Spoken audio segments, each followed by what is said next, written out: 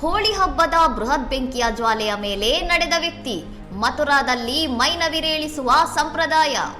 ಉತ್ತರ ಪ್ರದೇಶದ ಮಥುರಾದಲ್ಲಿ ಪ್ರತಿ ವರ್ಷ ಹೋಳಿ ಹಬ್ಬದ ಮುನ್ನಾ ದಿನ ಬೃಹತ್ ಬೆಂಕಿಯ ಗೋಪುರವನ್ನು ನಿರ್ಮಿಸಿ ಅದರ ಮೇಲೆ ನಡೆದುಕೊಂಡು ಹೋಗುವ ವಿಶಿಷ್ಟಾಚರಣೆ ನಡೆಯುತ್ತದೆ.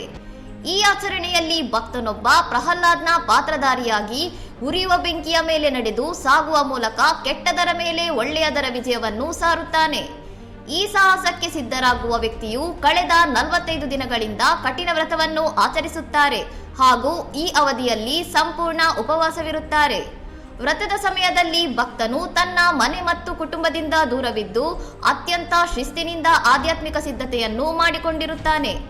ಮಥುರಾದಲ್ಲಿ ಈ ಸಂಪ್ರದಾಯವನ್ನು ವೀಕ್ಷಿಸಲು ಸಾವಿರಾರು ಜನರು ಸೇರುತ್ತಾರೆ. ಬೆಂಕಿಯ ನಡುವೆ ನಡೆದರೂ ವ್ಯಕ್ತಿಗೆ ಯಾವುದೇ ತೊಂದರೆಯಾಗದಿರುವುದು ಭಕ್ತರ ನಂಬಿಕೆಯ ಸಂಕೇತವಾಗಿದೆ. ಇನ್ನಷ್ಟು ಸುದ್ದಿಗಳಿಗಾಗಿ ನೋಡ್ತಾ ಇರಿ ಸೌರಂ ಟಿವಿ.